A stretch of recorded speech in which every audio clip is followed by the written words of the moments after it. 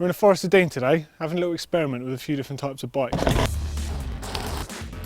You may have noticed that recently there's been a lot of press about 29-inch wheels and for and against them. We're going to dispel some of the rumours and just show you exactly how things are. One of the things I love most about 29ers is the ability to do more with less. And with less, I'm talking about suspension. Okay, here we are on a full XC 29er. 80mm of travel at the front, not even 100mm, 80mm of travel, nothing at the rear, just your tyres. You probably can just about see me following a downhill guy down here, probably on a 7 or 8 inch travel bike. You can hold these guys behind it. Okay, there'll be bits where they can get away from you, but not many bits. Okay, one of the better examples of showing what 29 is really capable of is a section of track like this. It's pretty slippy, it's on actually a downward track here.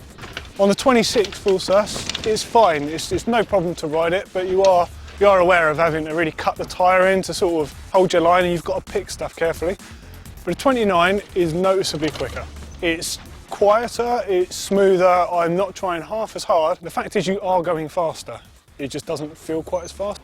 The major characteristic is how much more stable you feel, whether you're rolling over bumps or going through a turn.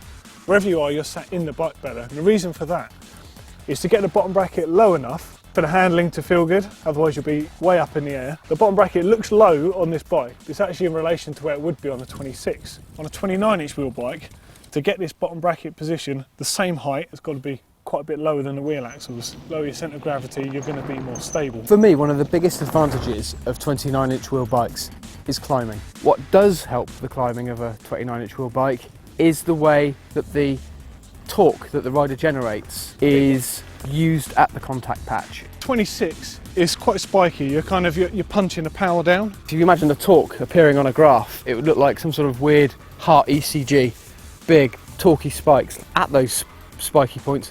Very short amount of time, maximum power, that's where your tread is going to slip. Whereas with a 29, the torque application to the wheel is far different. Slightly less spiky, slightly more rounded, more usable level of torque. One of the best things about 29ers is that you can give it to somebody who's never really ridden a mountain bike before. They're just a great leveller.